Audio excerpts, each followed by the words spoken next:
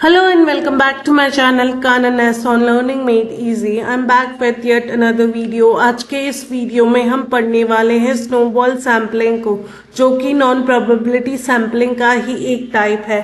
Snowball का आमतौर पर मतलब होता है बर्फ का गोला, जो कि अपने आकार और साइज में बढ़ता रहता है जैसे ही हम इसे रोल आउट करते हैं।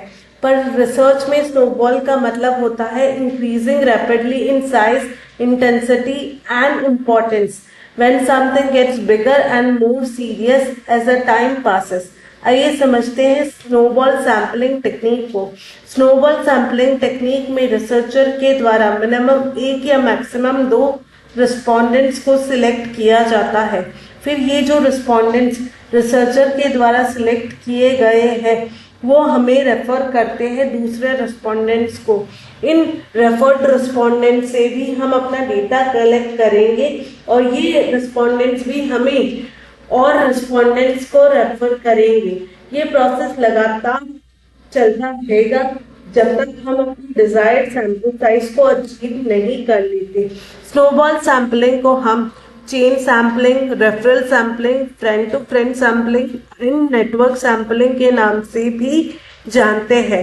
जब पॉपुलेशन अननोन होती है और जब रिस्पोंडेंट्स इजीली एक्सेसिबल नहीं होते, तब हम स्नोबॉल सैम्पलिंग का यूज करते हैं। समझते हैं लीनियर स्नोबॉल सैम्पलिंग टेक्निक को। इस सैम्पलिंग टेक्निक में रिसर्चर ने जिस इनिशियल रिस्पोंडेंट को सिलेक्ट किया है वो इनिशियल रिस्पोंडेंट हमें सिर्फ एक और रिस्पोंडेंट की इंफॉर्मेशन दे सकता है। मतलब एक फर्स्ट रिस्पोंडेंट ने सेकेंड रिस्पोंडेंट को रेफर किया, सेकेंड रिस्पोंडेंट ने थर्ड रिस्पोंडेंट को रेफर किया एंड सो ऑन। ये प्रोसेस चलता जाएगा जब तक आप अपनी डिजायर्ड सैंपल साइज को अचीव नहीं कर लेते, thus forming a straight line.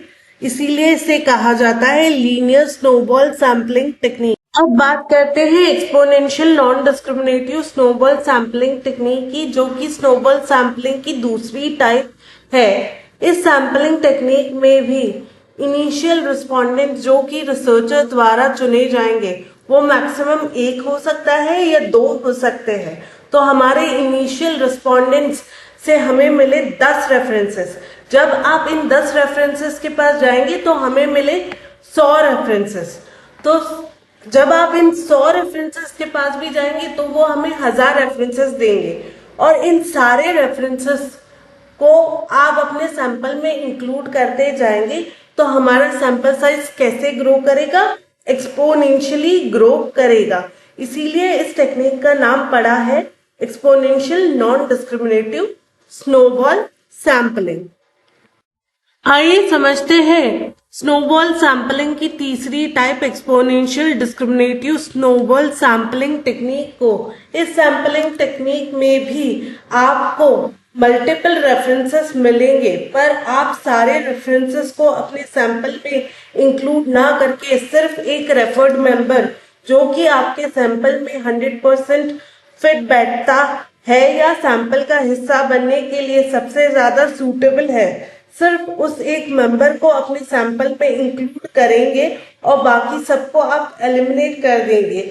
इसीलिए इस सैम्पलिंग टेक्निक को कहा जाता है exponential discriminative snowball sampling technique. करते हैं advantages and disadvantages of snowball sampling की।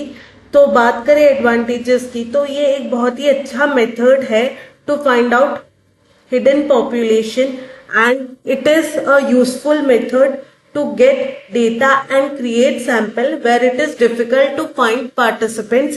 ऐसा इसलिए है क्योंकि इस टेक्निक को इस्तेमाल करके जो हम रिसर्च करेंगे वो सेंसिटिव टॉपिक्स या सब्जेक्ट्स पर होगी।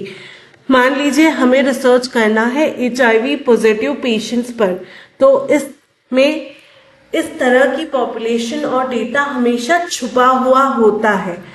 बात करें डिसएडवांटेजेस की, तो इस टेक्निक में it is impossible to find out sampling errors और सैंपल में बायस होने के चांसेस भी बहुत ज्यादा हाई है।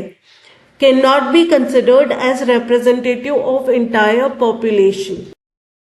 होपफुली आपको स्नोबॉल सैम्पलिंग टेक्निक और उसकी टाइप्स बहुत अच्छे से समझ में आ गई होगी। Thank you so much for watching my video.